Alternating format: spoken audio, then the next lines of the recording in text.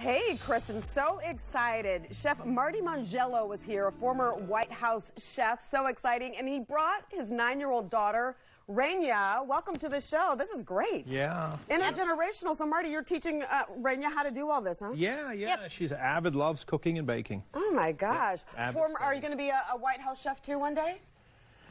Maybe. That's a tall order, huh? So. I mean, I'm thinking about being some type of Mona Lisa painting dude. Oh, a Mona Lisa painting, dude. That's maybe even better, Raina. She loves painting. We're going to do the Mrs. Grover Cleveland's brown. Yeah, so Frances Clara Cleveland, right, was the youngest First Lady ever, 21 years old, 21, yeah. but yet she was baking. Yes, she was baking up a storm, and she was making this brown bread, right? Yeah, we start right here with a little bit of molasses, 1 cup, and 2.5 of buttermilk. Okay. What is special about her recipe? Why are we digging this? Well, look at what Raina's putting in right now. This is rye flour.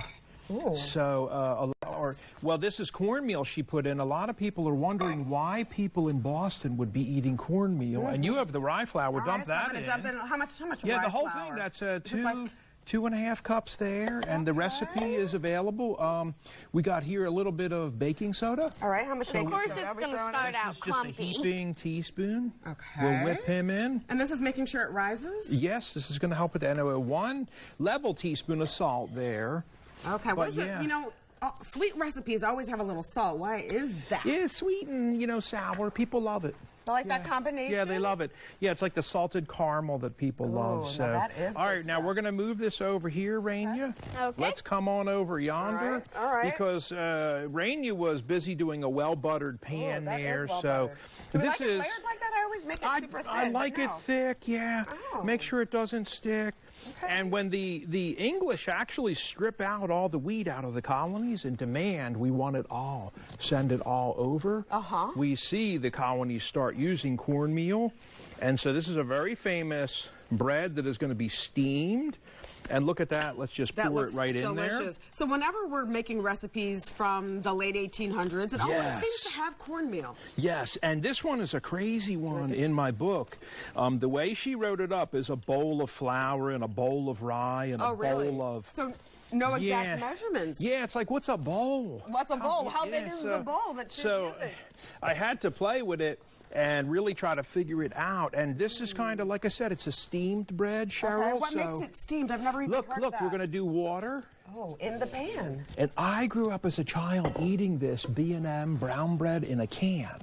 And so you get the bread out of the can. The bread in a can? Yes. Bread in a can?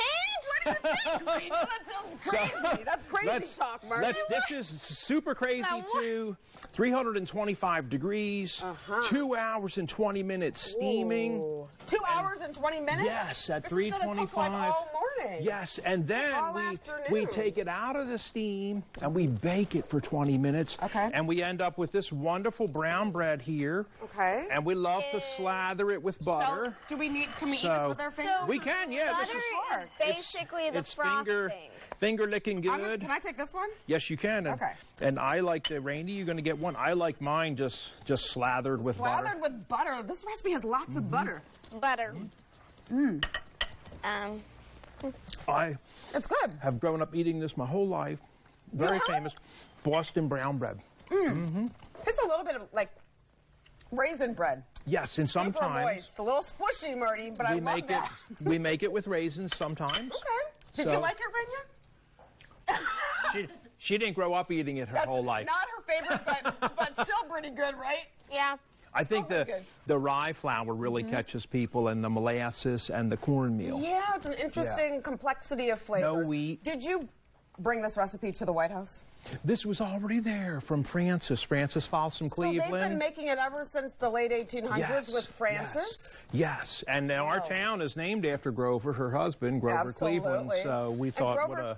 Cleveland, we love that guy because he was president twice. Yes, but not consecutively. Only person in history. Yeah, 22nd. And Cheryl, another good Jeopardy question. He won the popular vote 3 times in a row. Oh, wow! Only person ever to do that. See, making history. Both of those. Cleveland's making history. Thank you for having us. This is good stuff. We love it. Thank you. If people want to find out more about this recipe, where do they need to go? They can go to our site, InsideThePresidentsCabinet.com. The recipe's right there if they want. Perfect. Perfect. So Yeah. good. I love this. Thank you. I'm going to Make sure bite you're into that. 19th century. Make sure yours doesn't stick to the plate like mine. We're going to make sure that mine doesn't stick, Rania. All right. I mean, I just... Good job. When we come back, we are heading to the social center. Callie is there.